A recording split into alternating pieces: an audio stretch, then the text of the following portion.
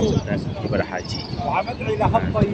Terlihat angin yang cukup kencang ya, suasana pada sore hari ini.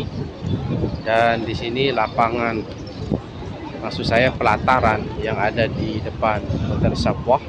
Di sini banyak sekali biasanya para jamaah memanfaatkan untuk sholat ya. Dan di jalan raya ini juga, dimanfaatkan oleh para jamaah untuk melaksanakan sholat. Nah, jadi inilah situasi terkini di Kota Makkah Al Mukarramah. Suasana para jamaah yang semakin